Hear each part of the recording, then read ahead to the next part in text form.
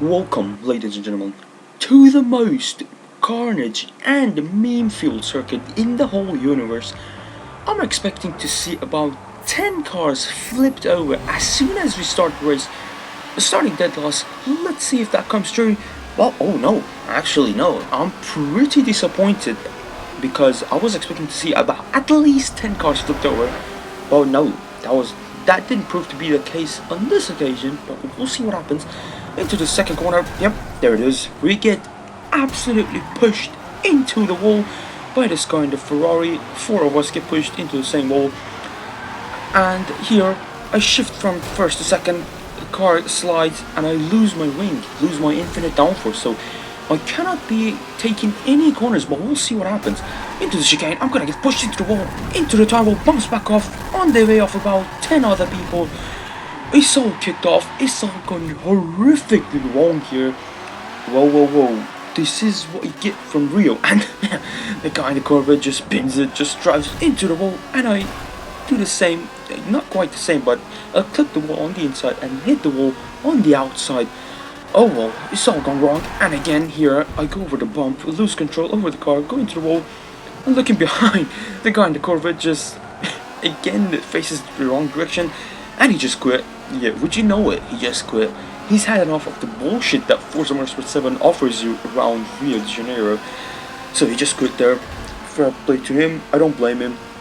So, going towards this 90-degree left-hander, sitting in 10th, and on the brakes really nicely, the guy in the Ferrari just ends it. He just drives straight head-on into the wall.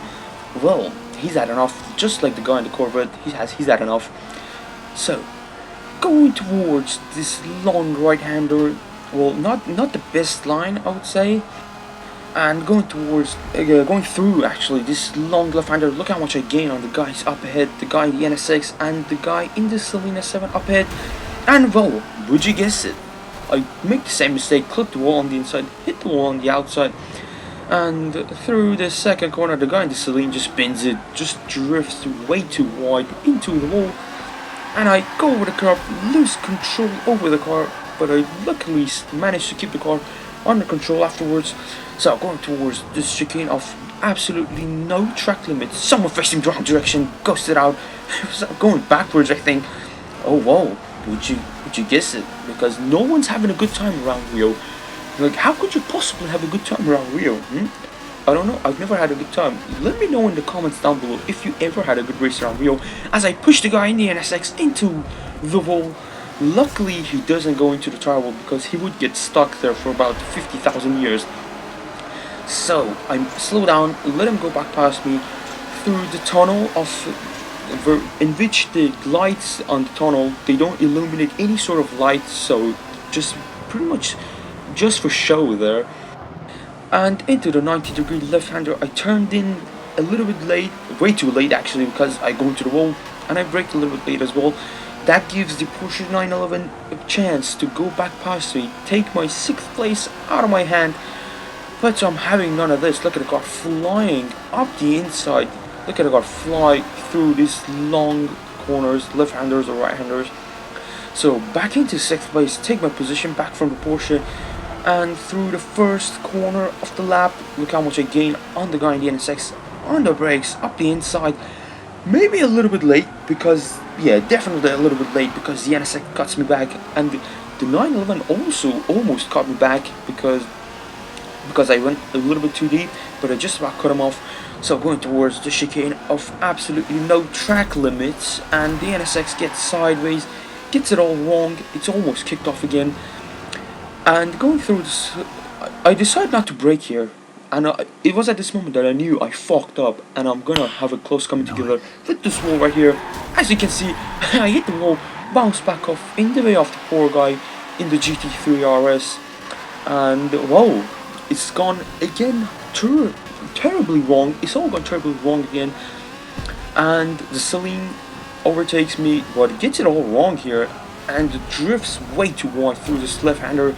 I almost collect myself. I graze off the wall, and going through the tunnel, well, I go way too wide, grind myself off the wall. The guy in the Celine is gonna come back at me. He overtakes me again, Well, we're gonna see if we can go back at him through this long left-hander, through this actually 90-degree left-hander. And, well, I graze off the wall, but he literally smashes into the wall, loses a lot of momentum. I'm back through into 7th place. Whoa, fantastic progress. I don't know if you've ever seen such thing, but great progress. So, skipping a little bit, and we just about escaped from hitting the wall. Again, that was about as close as you can get to not to hitting that wall. So, this is the final lap. We're behind a group of 3 people, and going towards the tunnel. Behind the Ferrari is just gonna somehow block the path.